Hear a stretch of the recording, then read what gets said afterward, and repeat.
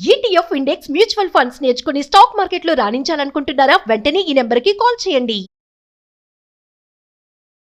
నమస్తే ఉషా. నమస్తే రావు. అందరికీ ఏదైనా అదేదో పొరిగింటి పుల్లగూర రుచి అన్నట్టు ఎప్పటికైనా మన ఇండియన్స్కి కూడా చాలా మందికి యుఎస్కో యూకేకో ఎటో ఒక కంట్రీకి వెళ్ళిపోవాలని ఉంటుంది.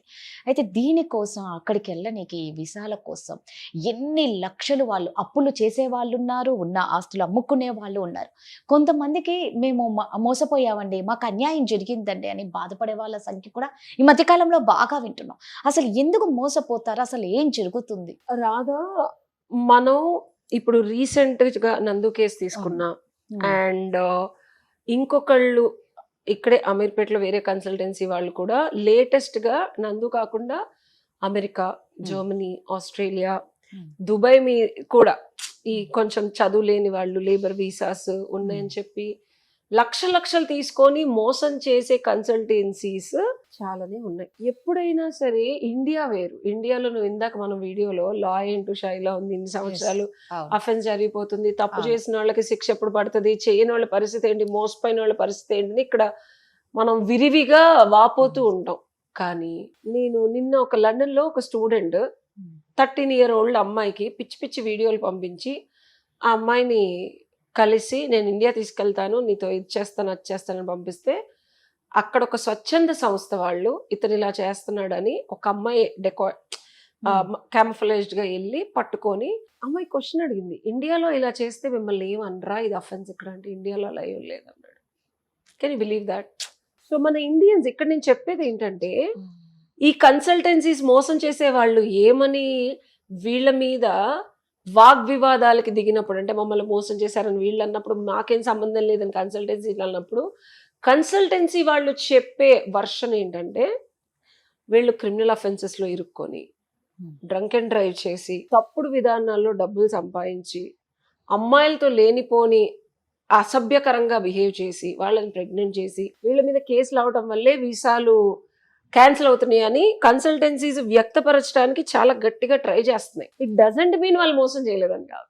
ఓకే, యాక్చువల్ గా వాళ్ళు కూడా రీసెంట్ వీడియోలో వాళ్ళు చెప్పడం ఏంటంటే మీరు వచ్చిందే బ్యాక్ డోర్ లో, చేసిందే తప్పు, డబ్బులు ఇచ్చి అసలు ఇక్కడికి వీసాలు తీసుకోకూడదు, మీరు డబ్బులు ఇచ్చి మీరు తప్పు చేసి మళ్ళీ మేము చేసిందే తప్పు కానీ మా డబ్బులు తిరిగి ఇవ్వండి అంటే ఏం మాట్లాడుతున్నారని కన్సల్టెన్సీ అంటాలో తప్పులేదు. ఫండమెంటల్లీ అసలు వెళ్ళటానికి వీళ్ళు డబ్బులు కట్టక్కర్లా.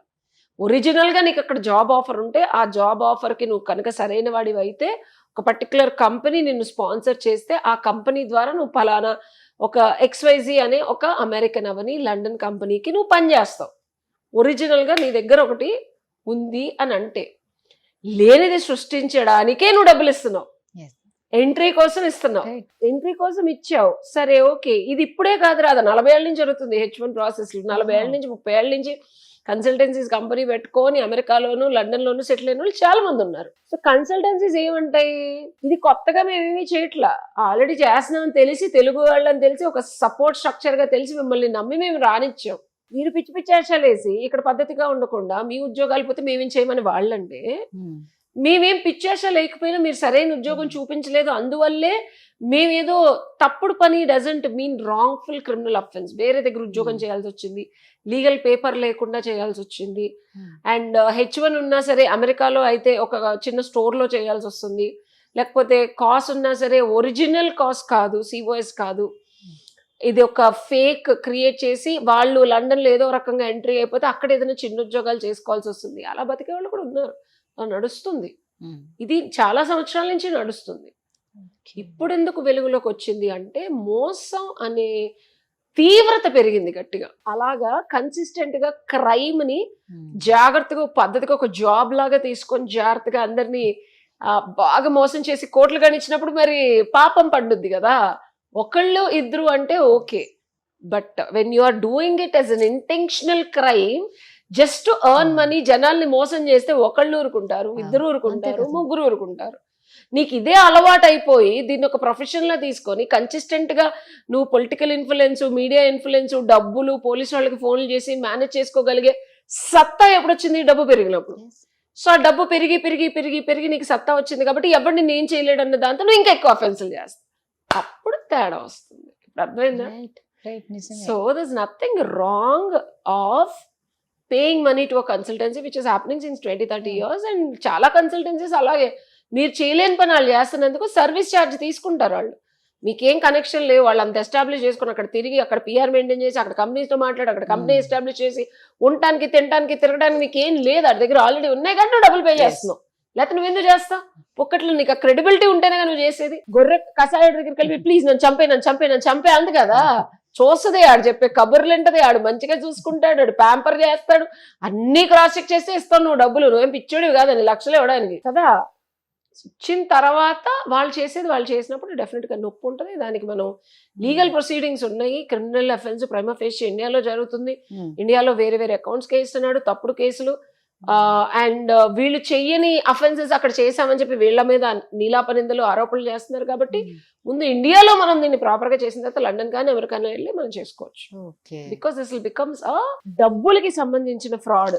అండ్ ఇంకోటి ఈడీ కన్నా వేయచ్చు, సిబిసిఐడికి వెళ్ళొచ్చు, అంటే మోర్ దాన్ 4 to 10 crores అయితే. అండ్ సైమల్టేనియస్ గా దీన్ని ఏమంటారు, మనీ లాండరింగ్ అంటారు. ఇండియాలో డబ్బులు వేసుకొని నువ్వు ఫారెన్ లో ఇచ్చేస్తావు. సో మనకి పెద్ద పెద్ద మినిస్టర్స్, సీఎంస్ కూడా ఈ మనీ లాండరింగ్ కేసుల్లో ఇరుక్కొని శాస్త్రోక్తంగా జైలుకి వెళ్ళొచ్చారు.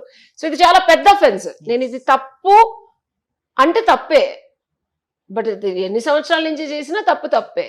దాంట్లో ఫ్యాక్ట్స్ ఉండి బాధితుల దగ్గర నిజంగా ఎఫిషియెంట్ గా ప్రూఫ్స్ ఉంటే కనుక మనం డెఫినెట్ గా కేసెస్ ఫైల్ చేసి వినవచ్చు. సో మీకు కూడా అండి లీగల్ పరంగా ఏమన్నా ఎటువంటి ప్రాబ్లమ్స్ ఉన్నా కూడా కింద స్క్రోల్ అవుతున్న నెంబర్కి ఉషని కాంటాక్ట్ అవ్వండి.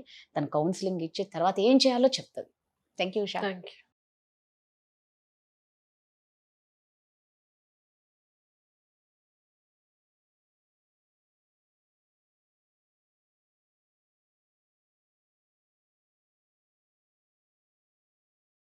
ETF ఇండెక్స్ మ్యూచువల్ ఫండ్స్ నేర్చుకుని స్టాక్ మార్కెట్లో రాణించాలనుకుంటున్నారా? వెంటనే ఈ నెంబర్కి కాల్ చేయండి.